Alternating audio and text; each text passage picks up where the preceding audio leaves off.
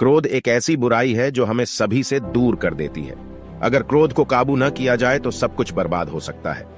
गुस्सा काबू करने के लिए मौन धारण करना चाहिए और रोज ध्यान करना चाहिए।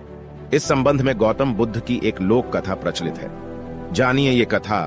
कथा के अनुसार एक दिन गौतम बुद्ध एकदम शांत होकर बैठे हुए थे।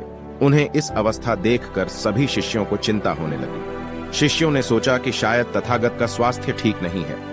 तभी एक शिष्य ने उनसे पूछा कि आज आप मौन क्यों हैं? क्या हमसे कोई गलती हो गई है? एक अन्य शिष्य ने पूछा कि क्या आप अस्वस्थ हैं? शिष्यों की बात सुनने के बाद भी बुद्ध मौन बैठे थे। तभी एक शिष्य वहां आ पहुंचा। वह जोर से चिल्लाया कि आज मुझे सभा में बैठने की अनुमति क्यों नहीं दी गई है?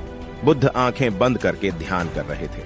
बुद्ध को ध्यान में बैठा देखकर वह शिष्य फिर से चिल्लाया कि मुझे प्रवेश की अनुमति क्यों नहीं दी गई? एक शिष्य ने बुद्ध से कहा कि कृपा कर उसे भी सभा में आने दीजिए। बुद्ध ने आंखें खोली और बोले कि नहीं, वह अछूत है, उसे आज्ञा नहीं दी जा सकती। ये सुनकर सभी शिष्यों हैरान हो गए। शिष्य बोले, हम जात पात का कोई भेद नहीं मानते, फिर वह अछूत कैसे हो गया? बुद्ध ने कहा कि आज वह क्रोधित होकर आया है। क्रोधी व्यक्ति मानसिक हिंसा करता है, इसलिए उसे कुछ समय एकांत में ही खड़ी डीढ़े रहना चाहिए। क्रोधित शिष्य भी बुद्ध की बातें सुन रहा था। अब उसे खुद किए व्यवहार पर पछतावा होने लगा। क्रोधित शिष्य को समझ आ गया कि अहिंसा ही हमारा धर्म है। उसने बुद्ध के सामने संकल्प किया कि अब वह कभी क्रोध नहीं करेगा।